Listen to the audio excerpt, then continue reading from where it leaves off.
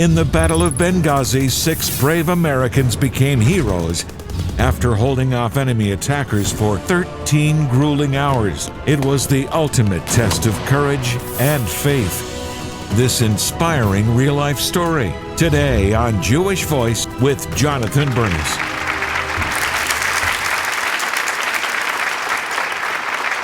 Shalom and welcome to Jewish Voice, where we help you to discover the Jewish roots of your Christian faith. I'm Jonathan Bernis. I'm sure that many of you saw the movie 13 Hours. It's a gripping, true story of the events of September 11th, 2012, when our American embassy was attacked by terrorists, killing our ambassador, Kris Stevens. 6 of our security officers fought against all odds to protect and save lives. They became true American heroes. What really happened that night, and why is one man speaking out? Please welcome an American hero, Kris Paronto. Hey! Thanks for being back with us, Kris. It's a joy to have you this week, and thank you. I've really been looking forward to this week. Thank you. We thank you, and I want to thank every veteran that has put their life on the line for America. We appreciate you so much, and we just want to say God bless you, we love you, and we salute you.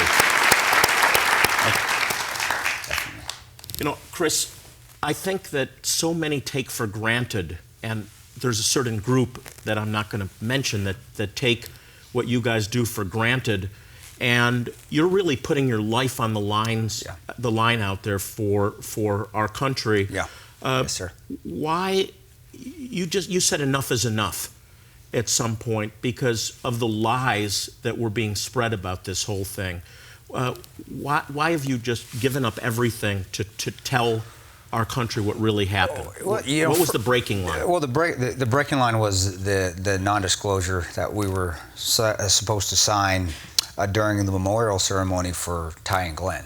That was about 8 months or so after the attack. Now, up to that point, we didn't exist in some aspects, and some of the views of some of the people out there. Also, the story, because it was being misconstrued, and really the guys on the team weren't being honored as they should be. And then Ty and Glenn, they gave their lives to protect American lives, to protect others. And I really felt like they weren't being honored as well. We all did. The team did. So it just gets to a point where you can only push Marines and Rangers and SEALs so far till I know we're supposed to turn the other cheek. And it just got to the point where, you know what, this is completely disrespectful. This is dishonorable. The families aren't being treated correctly. The families are being lied to. And now we are being called liars. And being called liars as well, still to this day. And also, still, Hillary Clinton's called the family members liars, calls Cheryl and Katie and Pat Smith liars. And that really bothers me immensely because I've seen how it has affected the family members. I've seen how it has affected Pat Smith mentally and emotionally.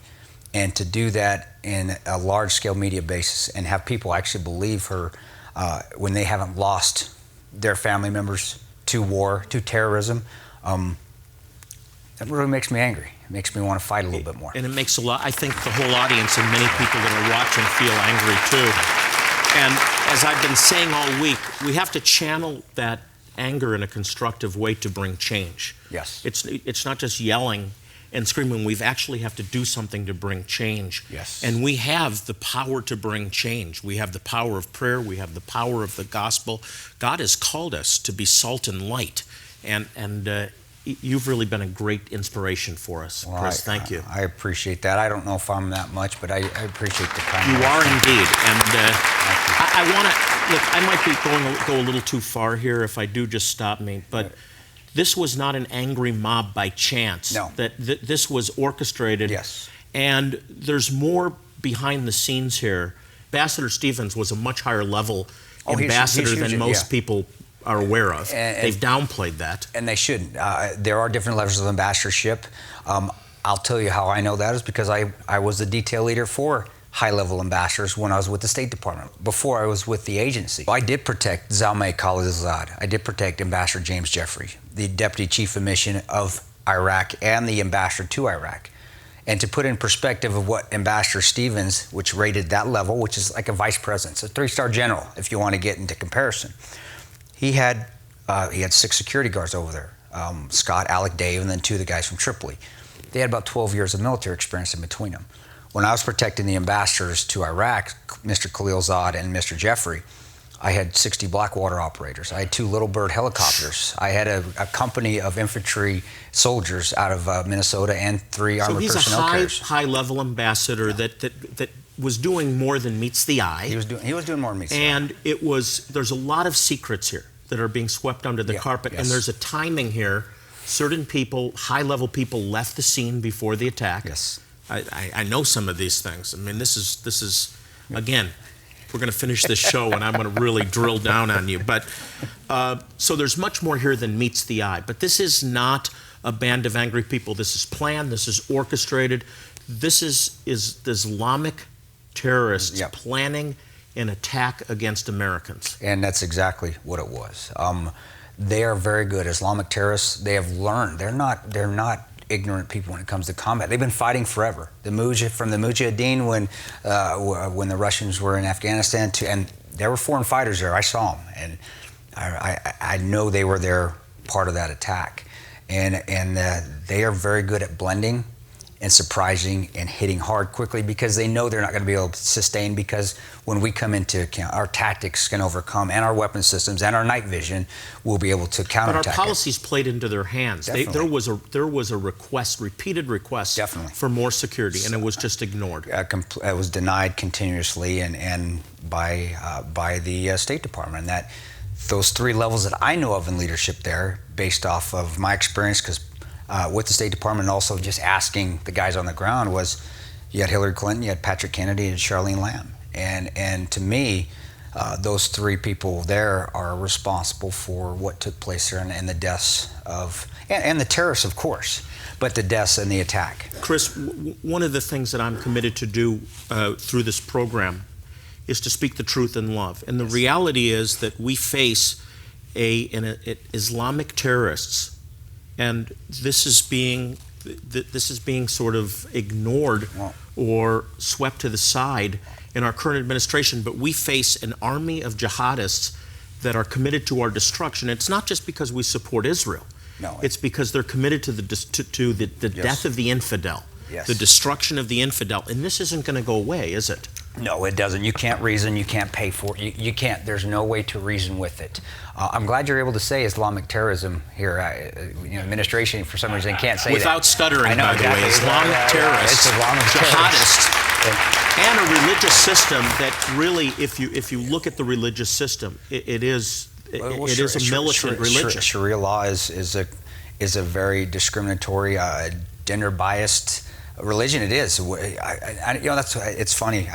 We can do a whole other show on that, but it's funny to me that that the American people don't, especially the ones that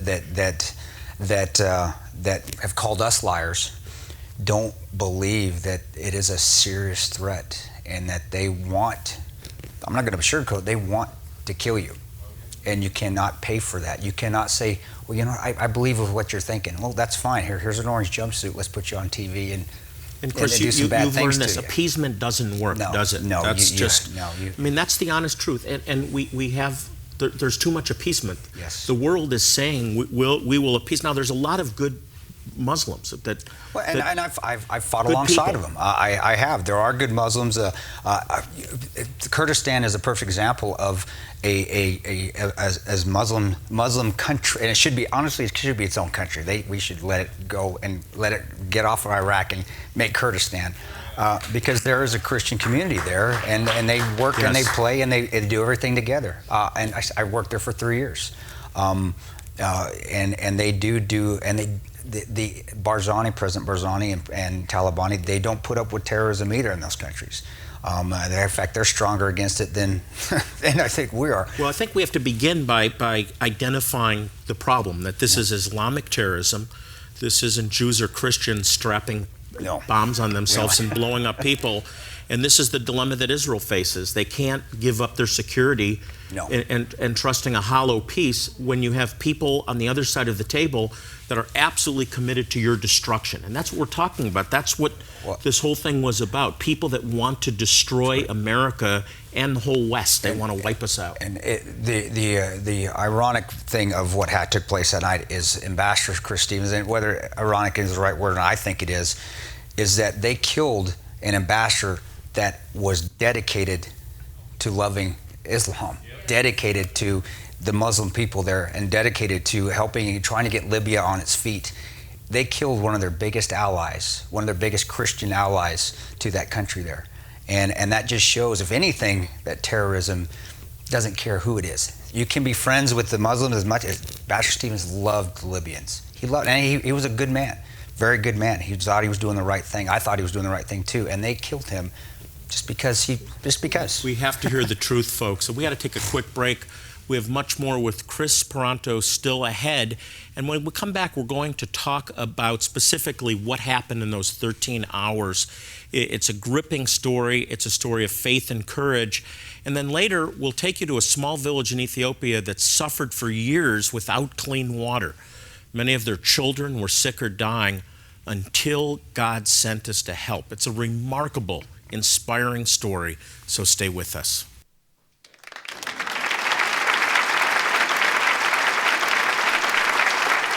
"13 Hours" is the amazing story of what really happened during the Battle of Benghazi.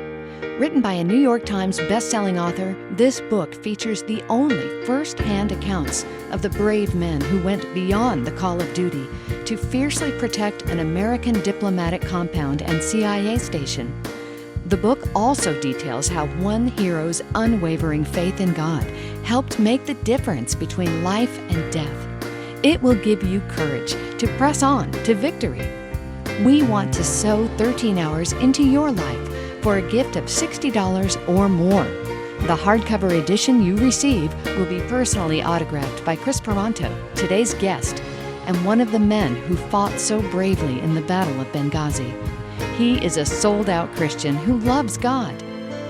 These are Jewish people in critical need. Your support helps us provide them and their neighbors with life-saving water purifiers. We've begun the work, but with your help, we will do so much more. Your gift today of $60 or more literally saves precious lives and souls for God's kingdom. Remember, God has promised to bless those who bless the Jewish people. This is your opportunity to receive that blessing. The need is urgent. People are dying and need to hear the good news of God's love found in Jesus the Messiah. Please call or click now to help us save and transform lives.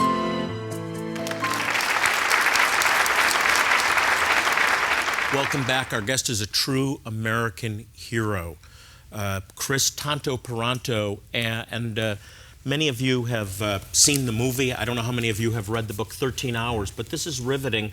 It's a story of courage, Kris, and putting your life on the line.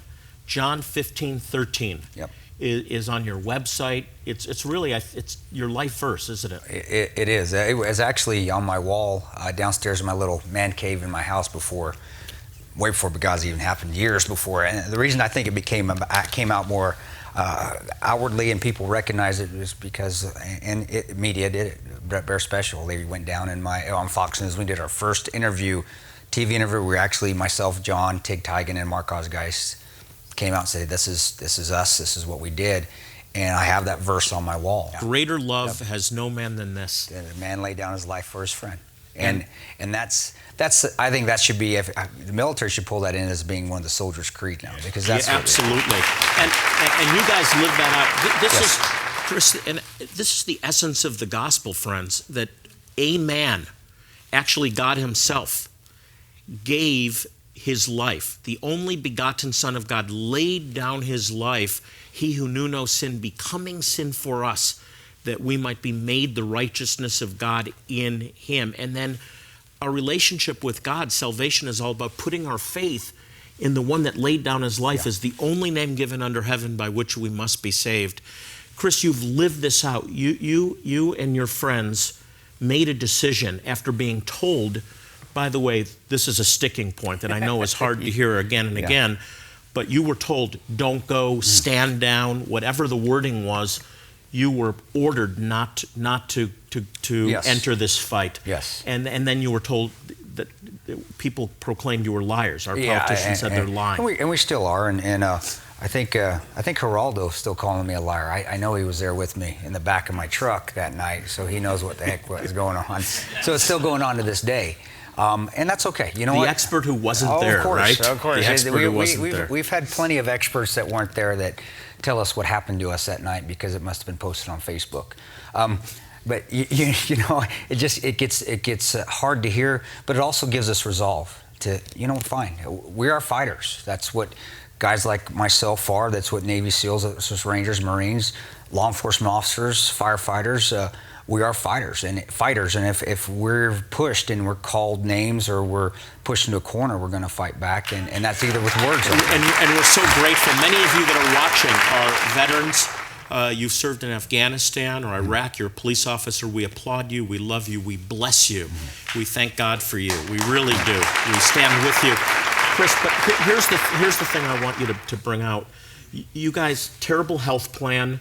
You all have families. Yes. And by this time, you were watching that. You heard this. You saw this.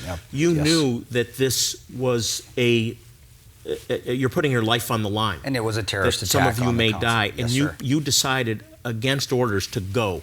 Talk about that moment where you decided, and it was universal. It was a collective decision by the team. Yes, unanimous. Sir. We're going. Talk about that. Well, I remember vividly, and I do speak about this when I do my speaking events, whether it be on leadership or Christianity or God in Combat or just about that night. I remember Ty Woods, and Ty was a big guy. Ty, if you've seen the movie, James Badge Dale, who plays Ty, got big, monstrous, muscular, because Ty was a muscular, but most SEALs are. They're going to go to the movies anyway and do Hollywood, so they get big. They do but Ty was abnormally large, and he put his arm out of the car door when we got the call from Alec Henderson saying, Jairus, if you don't get here, we're all going to effing die. And he went like this, and I just saw that big arm come out of the car door. I'm like, yes, let's go. It's time. You got to do what you got to do at a point like that. And that was, to me and to the rest of the guys, that was a unifying moment saying, we're in this together. Let's go take care of business. Do you have to kind of grit your teeth and be courageous, or are you just already, everything's pumping? You talk about clarity. Yeah. There's no fog in the midst of battle. There isn't. No, luckily, again, God's blessing. Luckily for us, all of us were in our 40s. All of us had been deploying for 10 years. We'd all been through crisis situations or combat or whatever you want to call it. So at that point in time, we recognized what was in store for us and what the possibilities were for us of dying or living or what we were going to get into. So it wasn't really gritting your teeth. It was time to go to work. It's like, let's go. And like I said, because the team was so close and because we all knew that each of us had each other's backs, and we had a lot of faith that it wasn't a hard decision to go out. And it was like going and starting a football game. You got that jitterbugs, you got those butterflies, you turn that fight or flight response into the fight response, and it's game time. Running down the football field, let's go play. You had this piece, right, that you knew that if you were hit and died, you were in the Lord's presence. He'd take care of me, and he'd take care of my family, and it was fine. You can't go over in these areas, and you can't get into combat or join. You can't be in an area where you might die protecting or fighting for American lives or fighting for our freedom, which a lot of people over here in the States don't realize that's what we're doing overseas, and think you're going to die. Because if you get that little bit of doubt in your head, your chances of dying have increased exponentially. You can't do it. So you have to keep, and that's where the good team comes into account, because we give each other confidence, because we each know that he's not going to let me down, I'm not going to let him down. Yeah, and the surety that God has your back in all this. So take us to the scene now. Take us to the consulate, and it's a disaster. It's in flames. There's enemies all around. Bullets are flying past you. Now you actually love it. Yeah, there was so much confusion because in these countries, and people that have lived or fought in the Middle East or North Africa, I equate it to being in Nebraska and having the tornado sirens go off, and people don't go run and hide. They come out and see where the tornado is. You know, they don't come and take cover. Well, it's the same in these areas when combat goes on. The local Libyans, whether they be terrorists or not, when the firefight's going on, they don't go take cover. They'll come and find out what's going on. So the consulate was in complete chaos because there were just people everywhere, and so we had no idea. You didn't know who the observer, the tourists were, the observers, and who the combatants were. And that's Michael did a great job showing that confusion in the movie. We had no idea. So that was what was the difficulty of it. So when the RPG first one hit, and I saw a guy run by me and his hand was missing, I figured he tried to throw a grenade at us, and I didn't really pay him any mind. Like, well, serves you right, karma. God's guys, don't throw a grenade at us anymore. But then when the second one hit, I knew it was an RPG, and the bullets started flying, and you just feel, I can't equate it to being a golden cocoon is the perfect example. Did you know at some point, even though there are this enemy fire and it's chaos, did you know at some point, I'm going to make it through this? You were in a tractor beam or I didn't ever think I'm going to get it out of this alive. Right? You don't think that. You're just fighting. You're in that moment. You're not thinking, hey, I'm going to hope, gosh, I hope I can get out of this life. You just know that God's got you. That's where you're supposed to be. And you just continue to do what comes up next. The next minute, you do whatever's put in front of you the next minute. And it just continually goes like that till that plane comes 13 hours later. And I remember seeing it go, and still no Americans because it was a Libyan plane. But I accept, out of my head when I saw it, I was like, man, God does have a sense of humor. Chris, we thank God for you. Well, thanks, not sir. only your courage, but your great testimony of faith in a living God. And thank you, keep sir. up the great work. Thank you. You're really making a difference. We're offering as a gift this week a hardcover edition, hand-signed by Kris. And this is our way of saying thank you, of sowing into your life as you sow into our ministry to help people that don't even have clean water without our help. They're dying without clean water. We're talking about Jewish people in the remote regions of Africa that desperately need our help. Imagine never having clean water to drink. It's unfathomable for us, but it's something that they live with every day. We all take it for granted, but they're dying. Until recently, the population of a small village of Jews in Ethiopia suffered from polluted water. Their children were dying or suffering from sickness and disease. But now, because many of you helped, they have clean water. The story that you're about to see is an amazing example of what we can accomplish together with your help. Take a look. Shalom from a rural village here in northern Ethiopia on the outskirts of Tachgaint. We're here with an entire community that identifies as Beta Israel. We've been able to commit this morning to providing every household in this community, which is 100 huts or households, with a family life straw. It's going to provide clean drinking water, no matter where the water comes from, for an entire family for an entire year. You can see the water they really did need. This filtration system. And this is where a lot of the source of a lot of their health issues come from, is this very, very dirty water. We believe that Jewish Voice wants to bless this community with these Life Straw water filters. And this one is for an entire family. However, we also would like to bless them with living water that is eternal. They had heard that Jewish Voice was coming to help and bringing a clinic, and a lot of these people didn't make it to the clinic, so Jewish Voice has taken life straws to them. They welcomed us like we were brothers, which we are, and it was just so touching to be able to give. And they were so hungry to receive. We are showing them how to use them so that they can have fresh water. And that's what the Lord is doing, because the Lord loves them so much. Oh, we're just so blessed to be here. They just received us with their arms open, and they're just willing to hear the gospel. They're willing to receive that, and it is such a blessing to be here.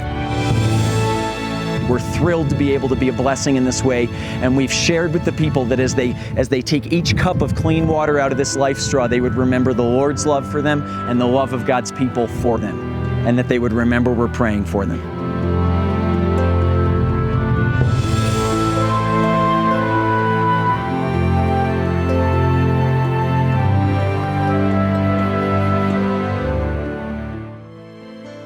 These are Jewish people in critical need.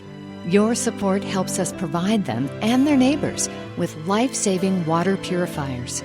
We've begun the work, but with your help, we will do so much more. Your gift today will literally save precious lives and souls for God's kingdom.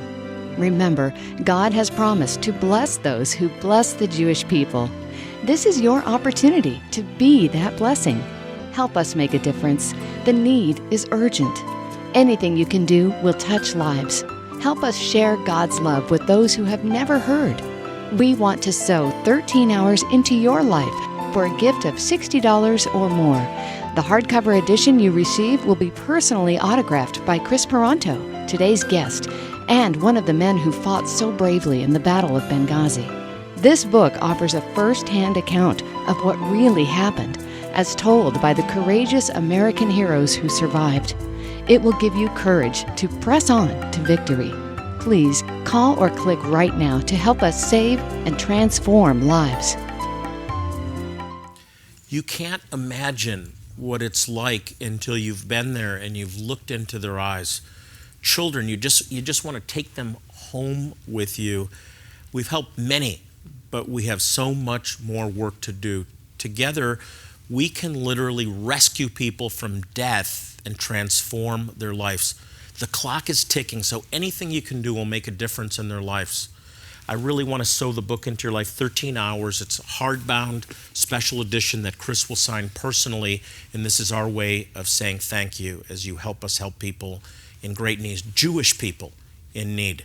Well, we're out of time for today, but before I go, I want to remind you that Psalm 122:6 tells us to pray for the peace of Jerusalem, which reminds me, by the way, we're going to Jerusalem. Next May, we're going to celebrate the 50th anniversary of the restoration of Jerusalem. We'll be there at the Wailing Wall, at the Western Wall, with tens of thousands of Israelis to celebrate. I sure hope you can join me.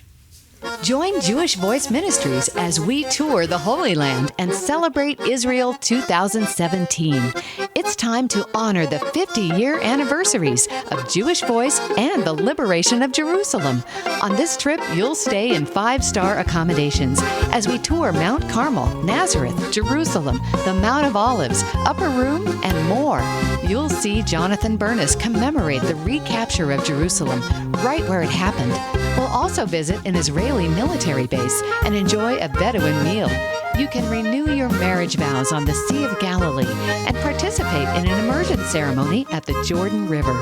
As an added bonus, you can even visit Eilat, the Red Sea, and world-famous Petra. Act now before this once-in-a-lifetime event sells out. Call and speak with our events coordinator to learn more exciting details about Celebrate Israel 2017. Or visit jvmi.org/Israel.